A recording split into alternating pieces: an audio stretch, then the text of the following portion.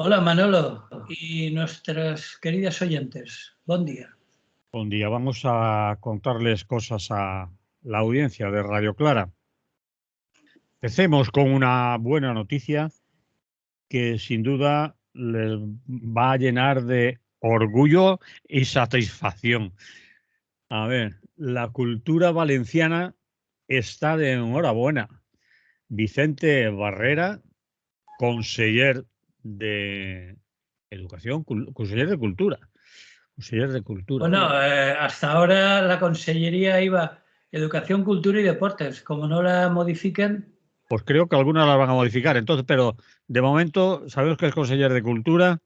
No sé si Educación va en el mismo grupo porque las van a cambiar, van a haber menos consellerías y vicepresidente de la Generalitat Valenciana. Es decir, que es el segundo de a bordo del gobierno de la Generalitat. Pues vamos allí, vamos allá. Pues, sí, yo esto lo calificaría de un gran botín obtenido por Vox en el País Valenciano, sí. porque además de cultura, que hasta ahora, repito, llevaba unidas educación y deporte, además asumirá la de agricultura, justicia, interior y gobernación, nada menos. Sí. Y para ser el cuarto en cuanto a escaños, recordemos que en las elecciones ganó el PP con 40 escaños, el PSOE se quedó con 31, Compromís con 15 y Vox con 13. Es decir, que en realidad era...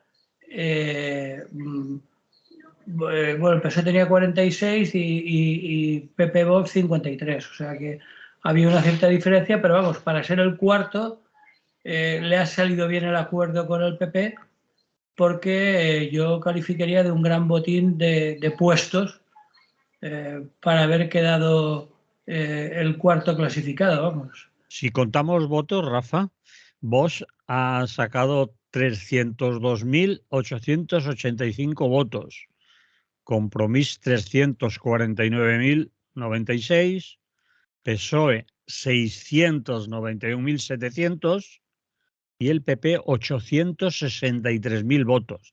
Es decir, como tú dices, el cuarto en votos, el cuarto en escaños, y en todo el país Valencia ha sacado 302.885 votos, un 12,41%. Así, ahí Claro, lo... pero hombre, para los que no somos muy partidarios de Vox, es un resultado exageradamente bueno para ellos. Sí, sí, es un Pero, pero resultado. claro, desde un punto de vista puramente numérico, el botín que ha obtenido en cuanto a consellerías es muy superior a ese 12%, Sí. porque además se ha quedado con consellerías muy importantes, Mm. como, sin ir más lejos, bueno, aparte de Interior y Gobernación, la de Justicia, que es muy importante, que lleva todo el tema jurídico de la comunidad, la de Agricultura, que es fundamental en el País Valencià y que volverá a sacar a relucir el tema del agua y el tema del trasvase del Ebro y toda aquella historia que tan vieja que ya conocemos hace tantos años. Y luego la de educación. De momento de otras bases han hablado del Tajo Segura. Sí, bueno, el del Tajo Segura ya estaba en riesgo, el Tajo Segura ya existe, Sí, ya existe el pero trasvase, pero ahora van a por el agua, que sí, sí, que... sí, sí. Pero Bueno, ahora van a por el del Ebro, ¿no? sí, bueno, Entonces, bueno, son consellerías con mucho peso específico y que tienen muchas competencias transferidas. Entonces, mi única duda, porque yo, como tú decías, todos los medios que he consultado han hablado de la Consellería de Cultura, pero la que yo he conocido, es decir, la que está delante de la antigua FE, es educación, cultura y deporte, es decir, va todo unido. sí. Y eso puede ser muy peligroso. Es decir, yo me he permitido, después de una larga experiencia profesional de tratos con la Consellería de Educación, me he permitido analizar un poco las posibles, más que posibles, probables consecuencias que podría tener si no se separa educación, que como digo va con cultura y deportes, peligra las siguientes cuestiones.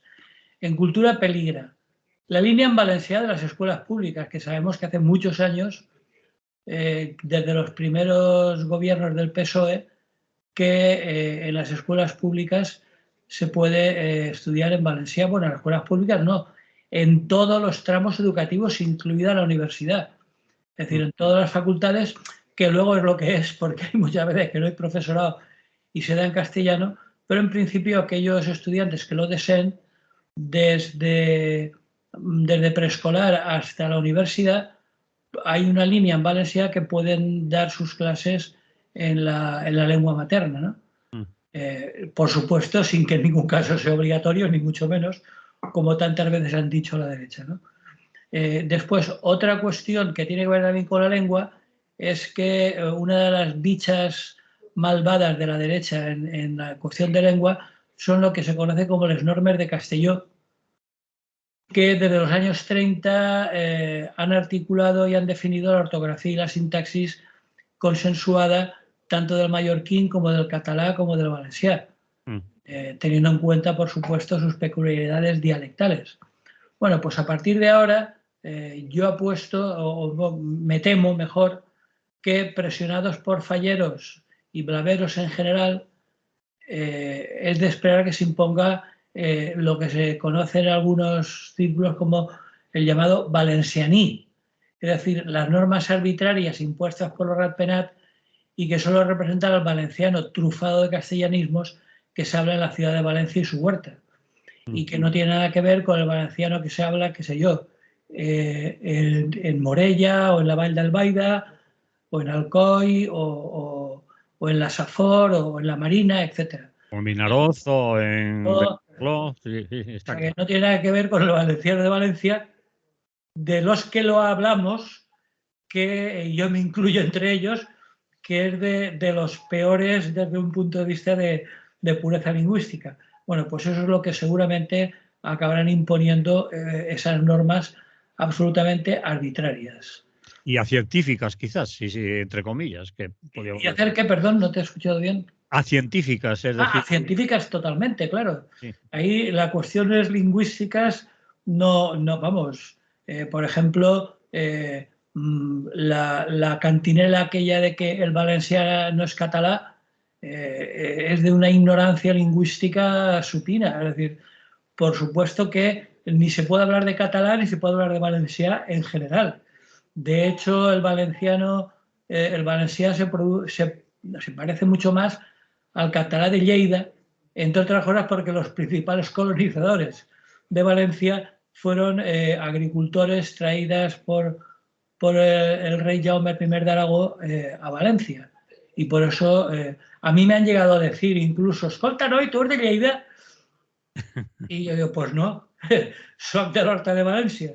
Pero, bueno, el catalán no tiene nada que ver con el que se habla en Barcelona, en Lleida, en Girona, etcétera, ¿no? Entonces, el valencià passa igual. Del valencià de la Marina al valencià de Dénia, per exemple, al valencià de Morella o al valencià de Alcoi, pues tienen muchas diferencias dialectales porque es la forma que, según todos los lingüistas del mundo mundial, es la forma como se desarrollan los idiomas. Es decir, es absolutamente lógico y normal que se vayan creando dialectos a partir de un tronco común que solo existe en los libros, ¿no? Entonces, las normas de Castelló que intentaban aclarar un poco toda la cuestión y aceptar una unidad de la lengua teniendo en cuenta todas las formas dialectales, pues eso se lo van a cargar prácticamente, yo apostaría que casi que seguro. Pues, por lo menos vamos a asistir a una bronca sobre el tema, quizás, ¿no? Sí, porque, hombre, es que, como tú decías, es una historia totalmente acientífica. La universidad en pleno, toda la Universidad de Valencia, estaría totalmente en contra. y lo único que los puede parar es la cantidad de gente de peso intelectual me refiero, que se les echaría encima porque los argumentos que tienen son absolutamente intrascendentes, inconsecuentes y todo lo que tú quieras, ¿no? Pero ahí está y no me extrañaría. Después, dejando el ámbito de la lengua, estoy prácticamente convencido que se potenciarán y mejorarán los conciertos con los colegios privados, especialmente los católicos, aumentando y facilitando las subvenciones y permitiendo tropelías como la de los colegios del Opus que hacen separación por sexos, ¿no? Y hacen como en el antiguo franquismo escuela de niños y escuela de niñas, ¿no? Bueno, pues eso que ya existía y que incluso bajo gobierno del Partido Socialista, bueno, se ha mirado para otra parte y en cierta forma se ha permitido, pues ahora lo van a hacer con pleno derecho. Entonces, eso está ahí. Después, otras prioridades ya en cultura serán, por supuesto, desde mi punto de vista, las fallas y el fútbol, que junto con la Iglesia Católica son los pilares básicos para mí, vamos, del triunfo de la derecha. Es decir, ahí hay tres elementos que, aunque no tengan nada que ver con el tema en profundidad, es decir, las fallas que sabemos que ocupan todo el mes de marzo en Valencia y en muchos otros pueblos, incluso algunos tan alejados como Denia, y bueno, y luego por supuesto en Alacant están los fogueres de Sant Joan, ¿no? Pues bien, eso saben que es un granero de votos y por lo tanto los van a apoyar decididamente y van a permitir todas sus tropelías actuales y más que les van a permitir en el futuro. El fútbol, que ya representado por el Valencia, que ya sabemos que en la época de Rita Barberá ya tuvo sus más y sus menos, puesto que, por ejemplo, el terreno donde se levanta el frustrado nuevo estadio del Valencia era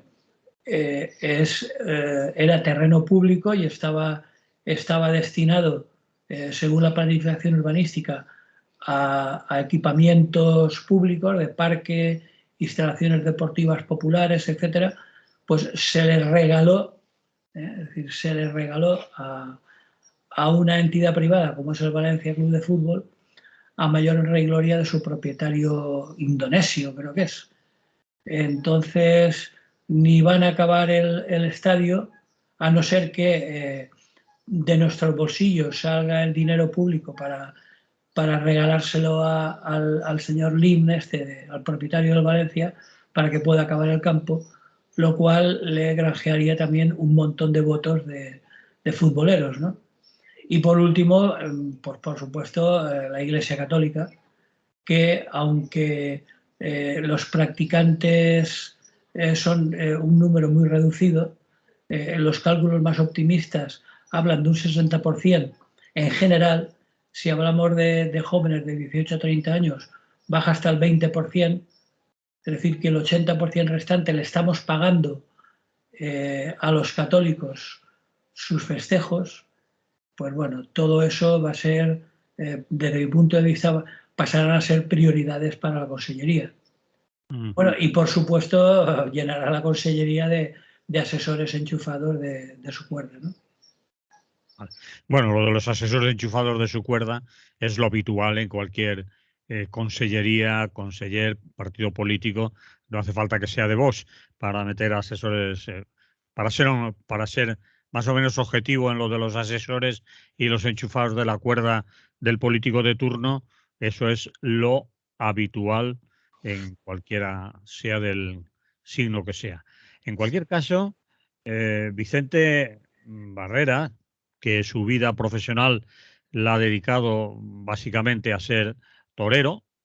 Si miramos por ejemplo, en la Wikipedia pone que es matador, pues a alguno le puede sorprender que es un señor que ha pasado por la universidad y que es licenciado en Derecho. No es... Pero se ve que no se acuerda muy, vamos, no ha ejercido.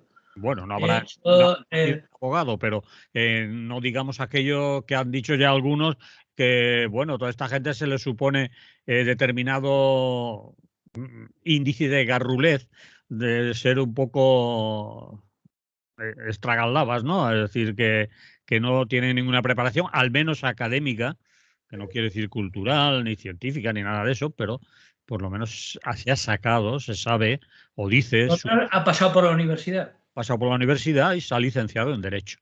Es decir, que para los que piensan que por ser torero tiene la EGB peladita, pues no es así. Pero, en fin, lo importante es quizás lo que tú has contado, que es lo que nos importa a todas y a todos, de lo que puede pasar en el mundo de la cultura, la educación, con un breve repaso que has hecho, porque hay muchísimas cosas por ahí, ¿no? Sí, no, de hecho, por centrarnos ya en el señor Vicente Barrera, Mm. flamante conseller de Cultura y seguramente también de Educación y Deportes, él ejerció durante 17 años de torero y Eso es. luego cambió de faena y se dedicó a la política. Es decir, y en la política, por supuesto, podemos analizar su trayectoria.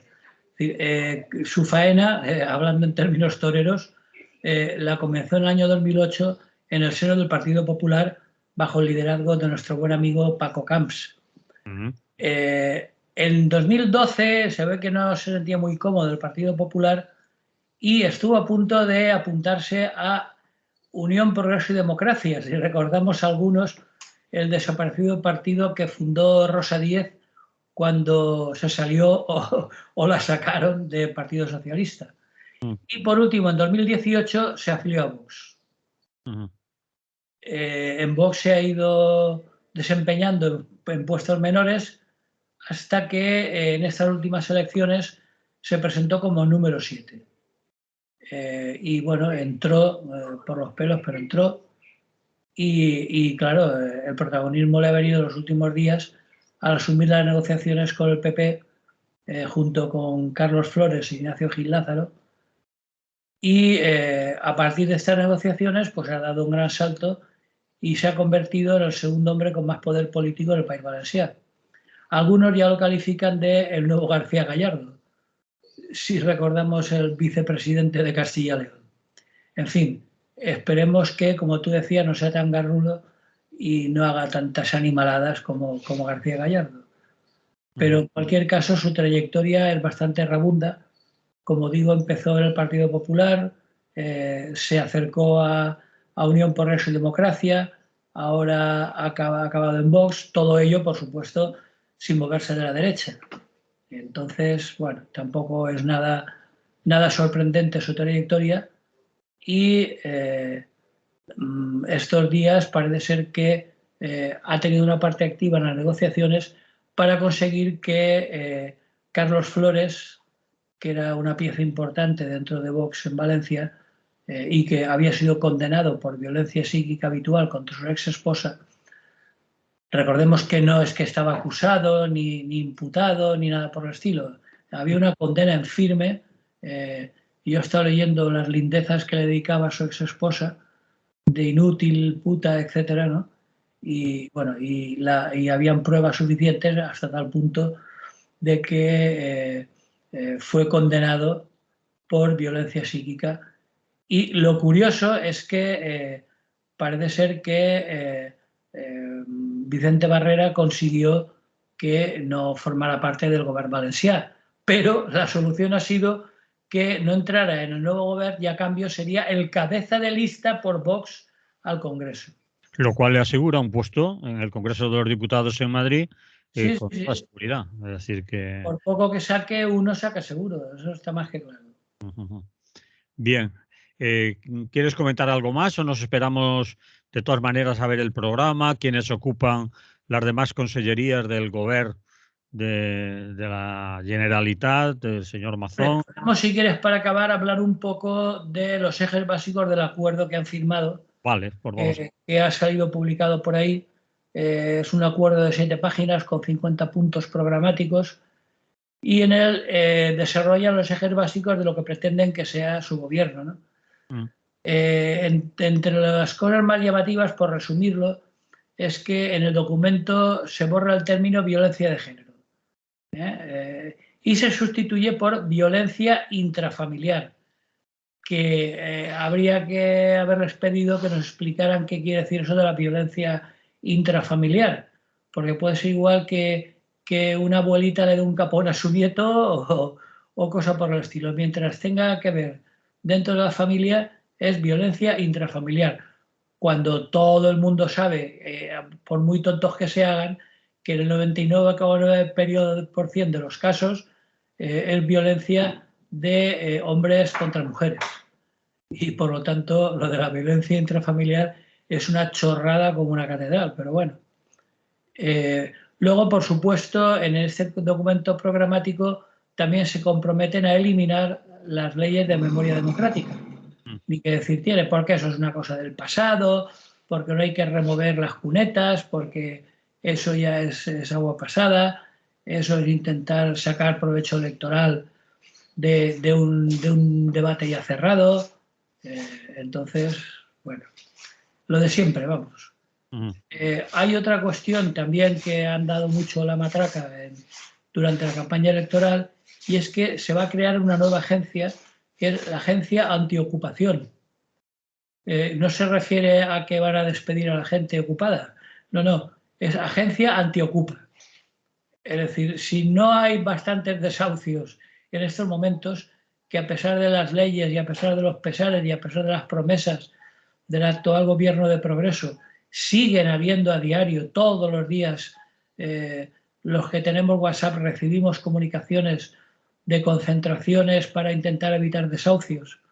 En Valencia, yo por lo menos, claro, en toda España, pero en concreto en Valencia, todas las semanas hay comunicados de la PA que nos invitan a participar en movidas para evitar desahucios. Con lo cual, pues, aparte de chorradas como que yo conozco una señora que se bajó por el pan y cuando volvió le habían ocupado la casa y estupideces por el estilo, lo que está claro es que ya existe, aunque no en forma de agencia, pero las autoridades competentes dando cobertura a los fondos buitre y a los bancos, pues ya se preocupan bastante del tema de los ocupas, ¿no? Pero bueno, van a crear una agencia porque eso da votos y por lo tanto están muy empeñados en ello. Y luego, bueno, lo que más le gusta a lo que la izquierda nacionalista llama blaveros, ¿no? Que es una nueva ley de señas de identidad para proteger los valores y costumbres y tradiciones de la comunidad valenciana. ¿Qué quiere decir eso? Pues ya no lo podemos imaginar. Es decir, aparte de lo que comentábamos hace un momento de proteger el castellano contra los viles ataques del valencià, que eso no lo han sacado, porque, vamos, está claro que es todo lo contrario.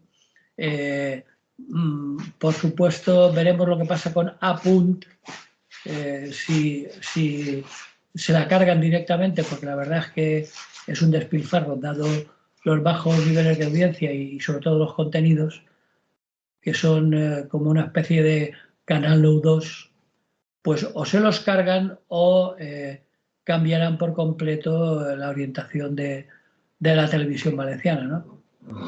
Y luego, por supuesto, en lo económico, pues sigue las líneas de sus mentores, ¿no? Tanto de la señora Ayuso de la Comunidad de Madrid como de Navarro Bonilla en Andalucía, etcétera, que es eliminar el impuesto de sucesiones y donaciones, así como el impuesto de patrimonio, y reducir de forma drástica el IRPF, ojo, en todos sus tramos. Es decir, no solamente para los sueldos bajos, no. Si tú eres un multimillonario que tienes cientos de millones de euros, también se reducirá de forma drástica su IRPF. En fin, eso es lo que bueno, pues han pactado entre el señor Carlos Mazón que por supuesto van a tener un presidente y un vicepresidente muy lucidos. Carlos Mazón era cantante, era líder de un grupo musical, y Vicente Barrera torero. ¡Ale! Tenemos un presidente y un vicepresidente de lo más lucidores. Bien. Más cosas sobre esto, porque yo me esperaría aún a ver más detalladamente los programas, quién son las conseller o consellers del nuevo gobierno, porque esto es un aperitivo que no es menor, no es menor para empezar, es un buen susto y a Feijóo seguro que le gusta. Si quiere pasamos a hablar de Feijóo ya, lo digo por el tiempo que llevamos ya Sí, hablando. sí. Pasamos a hablar de Feijóo porque esto no se ha acabado, esto es la historia interminable. Y Bueno, bueno, y lo que ocurre es que es significativo que el primer globo sonda que han dejado caer sea el de las principales consellerías que le han cedido a Vox, ¿no? Eso es bastante significativo, pero bueno, aún queda bastante partido y veremos más burradas y por tanto tiempo habrá de comentarlas. muy bien. En cualquier caso, le recordamos a la gente que nos escucha que yo no quiero ser un cuñado ahora y decir aquello de a disfrutar de lo votado, pero recordemos que este nuevo gobierno del País Valencià o de la Comunitat, como les gusta a ellos, está apoyado en 863.000 votos del Partido Popular y 302.800, prácticamente 303.000 votos de Vox. Es decir, que es lo que ha querido Sí, nuestro. sí, no, está claro, porque lo único que había claro antes de las elecciones es que Vox no se iba a conformar como hasta ahora o como hasta Castilla y León por apoyar desde fuera y en fin, para que no ganaran las izquierdas, tal. Ya desde Castilla y León dejaron claro que, como tantas veces han repetido, señora Abascal y compañía, su voto no es gratis. Y en Murcia lo están demostrando, que están tensionando la cuerda hasta el límite dicen de provocar unas nuevas elecciones, ¿no? En Murcia, que tienen mucho menos fuerza que aquí, ¿no? Bueno, mi opinión es que no llegará la sangre al río en Murcia, pero en cualquier caso estoy convencido que están condenados a entenderse. Muy bien. Bueno, Pues Feijóo, sin salirnos del PP. sin salirnos del PP, Feijóo y el abuelo Cebolleta. En mis tiempos, dice, en mis tiempos, nos Claro, vamos, es que recuerda, yo no sé si te acuerdas tú del abuelo Cebolleta, que era un personaje de nuestros tebeos infantiles, sí, más o que menos.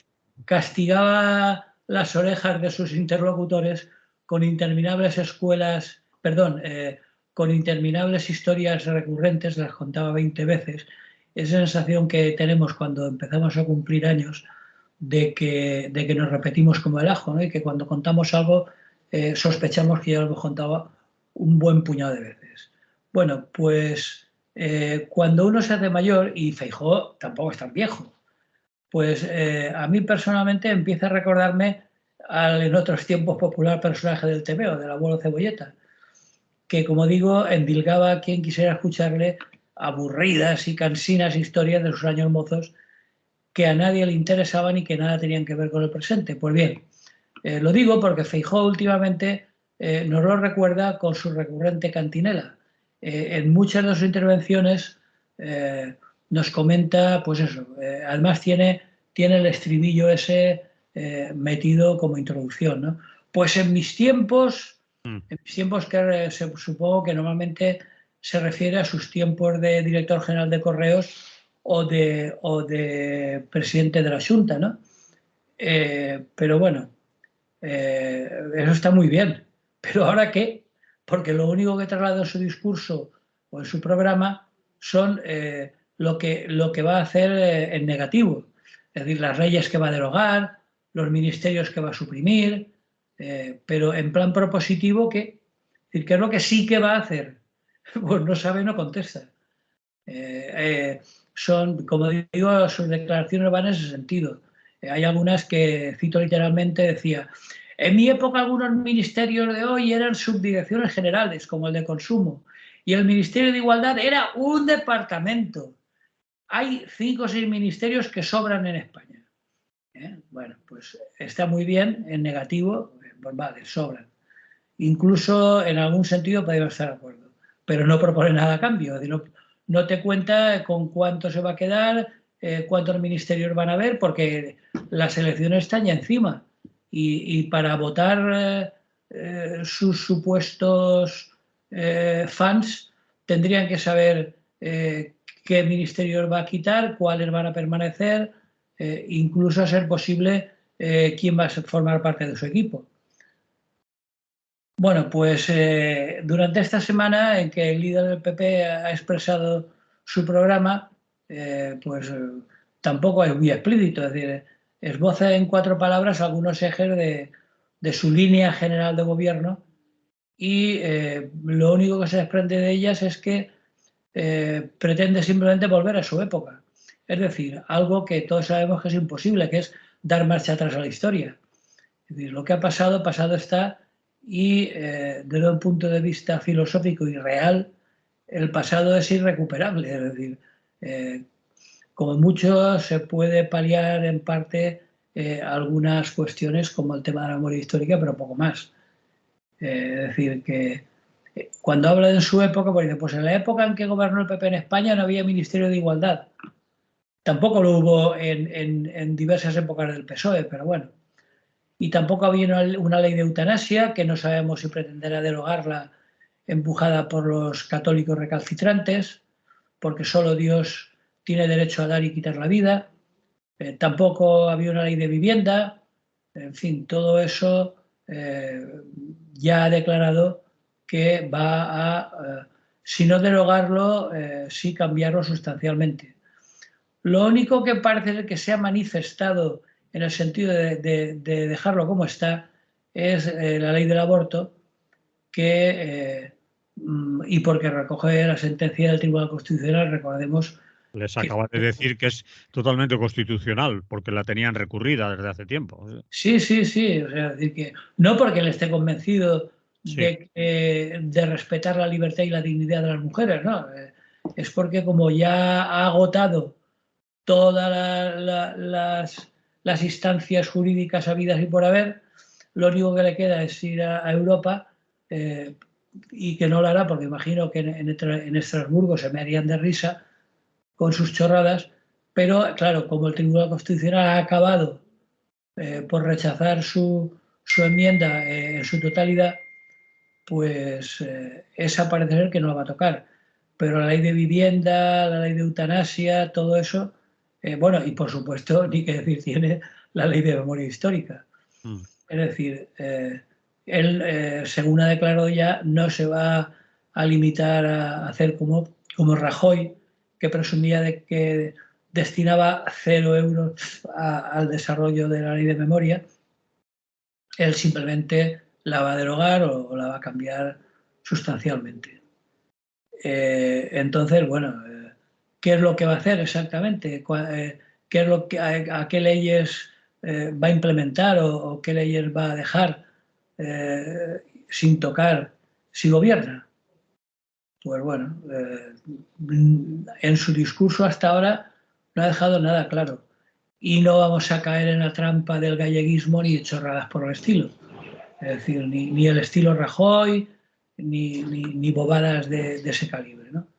Es decir, en su época, y que es también la época, sin ir más lejos, de la señora Esperanza Aguirre, hay que recordar que se insultó y se intentó humillar a médicos como el doctor Montes a cuenta de la eutanasia, ¿no?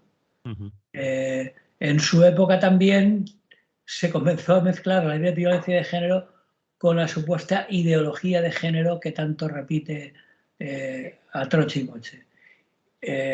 Y también en esta época, el único que podría dar la llave a Feijóo, porque parece ser que está bastante descartado una victoria del Partido Popular por mayoría absoluta, pues la llave sigue teniéndola Vox.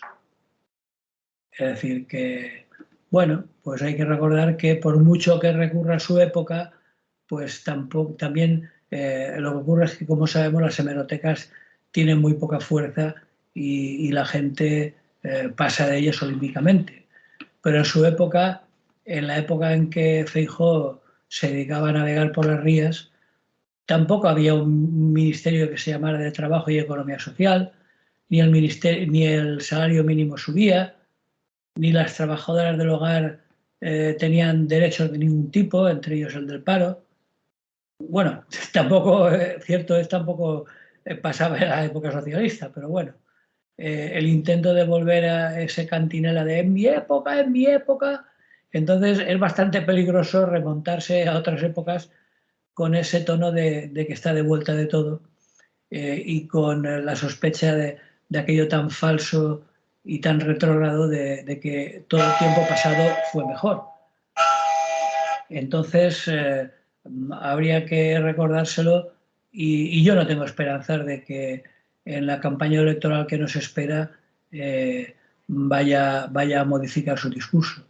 No, Seguirá. la estrategia, la táctica va a ser no destapar nada, jugar con 4 frases hechas, con eslóganes, quizás estilo de lo que le ha dado éxito electoral en las autonómicas y municipales, acusar al Partido Socialista pues de amigos De que se dan. proletariat, Sí, sí. claro. Entonces, bueno, para mí, por mucho que hayan intentado ayornarse, que digo los italianos, eh, mm, yo creo que el discurso es el mismo que aquel que se hizo famoso en el 11M, ¿no?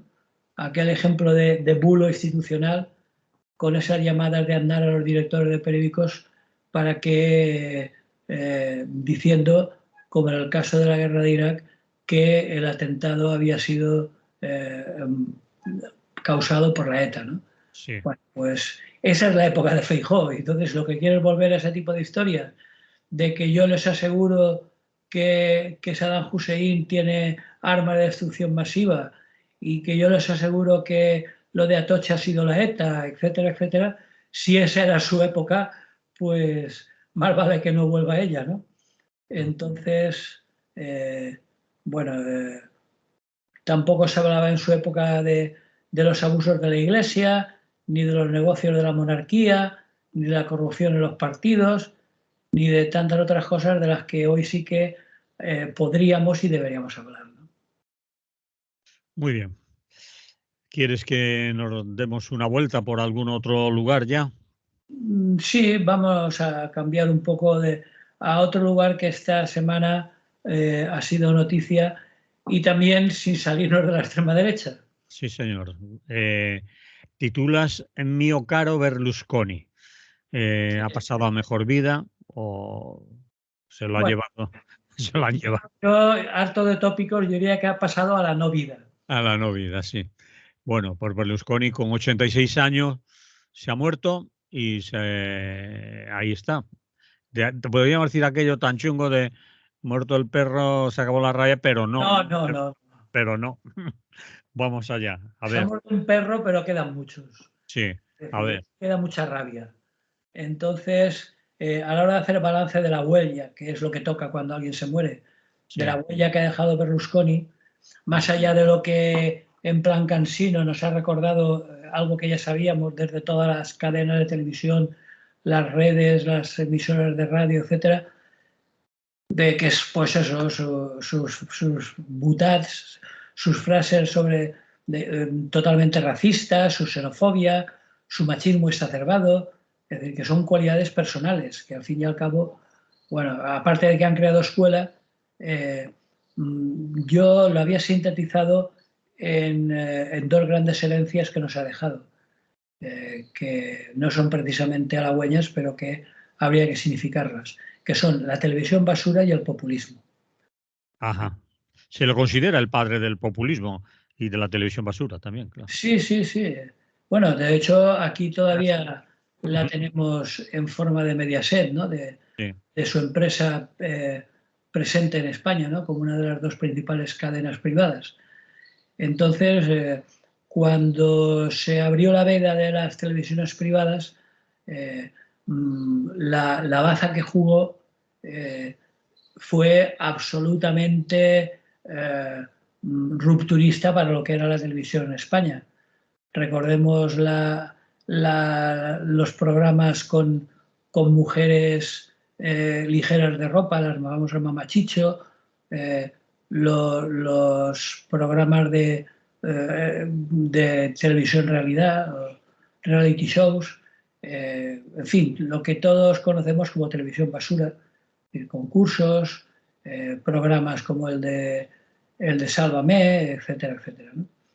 Y por otra parte el populismo, es decir, el populismo que después se ha hecho mucho más universal con gente como el señor Trump o el señor Bolsonaro y que prendió con gran fuerza en su país. Es decir, de hecho, antes de la llegada de la señora Meloni, tuvimos un bluff, una especie de gran explosión política, que era el movimiento Cinque Stelle, de 5 estrellas, que capitalizó lo que hacía Berlusconi, intentando, para ser justos, ser un poco más crítico y centrista. Es decir, no había tantos intereses empresariales detrás como era el caso de Berlusconi, que todo lo que hacía tenía un trasfondo económico clarísimo para sus industrias, ¿no? Por ejemplo, el más claro, el control oligopolítico, incluso en muchos casos el régimen de monopolio de los medios informativos italianos para hacer sus campañas políticas. Y en estos momentos, pues en Italia, igual que por otra parte en España, tampoco vamos a marcar excesivas diferencias, pero yo creo que valdría la pena un poco detenerse en esas dos grandes herencias porque de una forma o de otra han condicionado mucho el mundo, no solo en Italia, sino en Europa y desde un punto de vista global, desde que él irrumpió en la política italiana, ¿no? Hay razones históricas claras, ¿no? Los analistas sitúan el comienzo de este desbarajuste italiano en el año del asesinato de Aldo Moro, en el 78 ya, que desde entonces Italia ha padecido una gran falta de objetivos políticos y de impulsos reformadores desde las izquierdas, ¿no? Se ha visto ligada esta decadencia a una progresiva desaparición de lo que fundó la legitimidad de la República Italiana, que fue, si recordamos, desde la Segunda Guerra Mundial, el antifascismo. Solamente la presión de Estados Unidos, de la Iglesia y de los sectores más reformistas consiguieron que durante muchos años en Italia gobernara la democracia cristiana, porque el partido más fuerte en aquel momento y que más había luchado contra los nazis era el PC, ¿no? El Partido Comunista de Italia. Pero a partir del asesinato de Aldo Moro, por poner una fecha más o menos, ¿no? A partir de los años 80, digamos, se produce una decadencia irreversible de los dos grandes partidos de la izquierda. Por un lado, el Partido Comunista de Italia, el PC, y por otro lado, el Partido Socialista de Bettino Craxi, que también sufrió una decadencia acelerada, que por un lado, primero los apartó del gobierno y en segundo lugar acabó por tener que huir a Túnez, creo que fue, si no me equivoco, o Argelia, no recuerdo ahora. Yo recuerdo a Túnez. A Túnez, creo que fue, sí. Porque las pruebas de corrupción política y cohecho, etcétera, eran abrumadoras, ¿no? Entonces, desaparecen el PC y el PSI, es decir, comunistas y socialistas, y a partir de los años 80, pues se produjo un retroceso claro de la política en favor de las exigencias de la economía. Es decir, se nombraban presidentes, burócratas, expertos economistas, tenían una clara apuesta por una economía de carácter liberal. Aparte de cuestiones económicas, también de cuestiones ideológicas, porque lo que estaba basado es en una especie de neocorporativismo. Es decir, recordemos que el corporativismo, es decir, la importancia de una especie de feudos corporativos por profesiones, es lo que definió la política económica durante el fascismo de Mussolini, y todo lo que lleva aparejado, como el clientelismo y demás, ¿no? Entonces, lo que está claro es que Italia es un país muy fragmentado en grupos de intereses de todo tipo, ¿no? Desde los más poderosos hasta los más pequeños. Y en esa guerra de unos contra otros, pues se han olvidado incluso de aspectos legales comunes, ¿no? Es una especie de selva virgen, salpicada de algunas regiones algo más hospitalarias, sobre todo al norte, o algunas rojas como Bolonia en el centro, pero la mayoría lo que interviene plenamente es la lógica del mercado y no la lógica del Estado, ¿no? Es decir, el privilegio, la pertenencia a un determinado grupo de afinidad, el resentimiento, el miedo que se ha instalado, igual que por otra parte aquí en España, en eso tampoco es muy diferente. Y luego otra cosa que yo sí que he detectado cada vez que he viajado a Italia, que es el escepticismo generalizado entre las personas que pretenden respetar las reglas del juego. Es decir, hay algunas series italianas como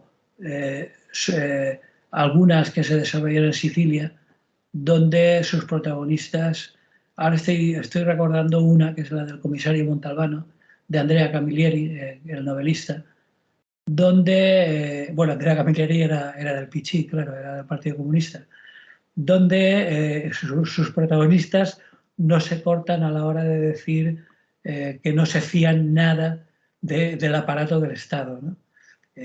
Incluso algunas otras que se desarrollan más al norte, algunas series policiales como la del comisario Brunetti en Venecia, donde sus protagonistas también insisten en que, en la corrupción, en la venalidad y en que, sobre todo en el escepticismo, ¿no? En que no hay nada que hacer con las instituciones burocráticas italianas. Es decir, que está todo podrido de tal forma que no vale la pena ni oponerse a ello. Es decir, lo consideran como un estado natural típico de una sociedad que percibe cada vez menos esa necesidad de normas para vivir juntos. Y aunque sienten eso intuitivamente, pero lo dan por perdido y por lo tanto en ese contexto no es de extrañar que personajes como Berlusconi pues medren como lo hicieron, ¿no? Y suma y sigue.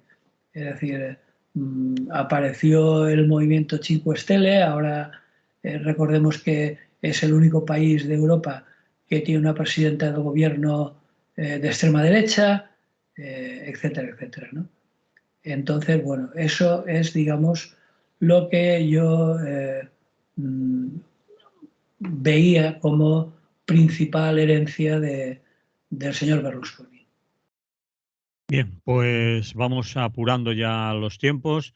Nos quedan, vamos por el minuto 50 y pico del programa para que te sitúes y nos vamos al Yemen. Sobrevivir en Yemen es el título que tú le pones. Si nos quieres contar qué. Pues el Yemen, que, como sabemos, está en guerra desde hace ya 8, 13, 7 y 3, 10 años.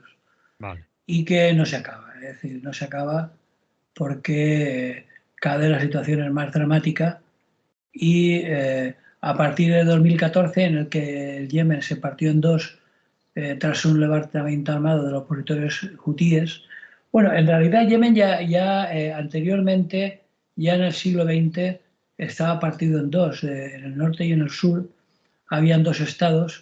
El del sur era un estado considerado socialista, con todas las comillas que quieras, pero eso se acabó y en 2014 un Yemen unificado se volvió a partir en dos tras un levantamiento armado de los opositores hutíes, que es una extraña secta propia del Yemen y que tiene elementos suníes y elementos chiíes y que, bueno, es mayoritaria en una región del Yemen, y se produjo un levantamiento armado al que un año después una coalición dirigida por Arabia Saudí y los Emiratos Árabes Unidos, con el apoyo en la sombra de Estados Unidos, que es cuyo principal aliado en la zona es, como sabemos, Arabia Saudí, y que intervino militarmente para aplastar la rebelión. Y ya en 2019, por si esto era poco, en el sur hubo otro golpe de Estado procedente de independentistas de la zona sur, de la zona de Adén y algunas otras regiones del sur de Yemen. Y bueno, pues todo esto lo comentaba porque en este contexto de guerras entrelazadas, imposibles de deshacer esos nudos complicadísimos, pues miles y miles de desplazados, que son siempre las víctimas de todas estas historias militares, pues intentan sobrevivir. La región más tranquila, también entre muchas comillas, es Marib, que está en el este, está lejos del Golfo Pérsico, lejos del Mar Rojo, está algo alejada del foco del conflicto. Cuando digo algo, quiero decir que hay batallas con artillería pesada y tanques a 60 kilómetros de Marib, es decir, que tampoco están tan lejos, pero bueno, en principio parece ser que todas las partes implicadas están respetando esta ciudad del este y, bueno, pues desde hace 2 o 3 años, pues hay miles, en concreto en el 21 se amontonaron 12.000 nuevas familias que huían de la guerra y que se apiñaban en nada menos que los 190 campos repartidos en la ciudad y en las proximidades. Hay un wadi, que es el nombre que reciben allí los ríos, bueno, los ríos secos, lo que aquí llamaríamos ramblas, Sí. en el río Dana, que es un río seco, y allí han establecido, como digo, hasta 190 campos de refugiados, y que todas las ONGs habidas y por haber, incluida la Organización de las Naciones Unidas para los Refugiados y Médicos Sin Fronteras y tutti quanti todo están por allí, pues intentan darle los servicios básicos a estas personas.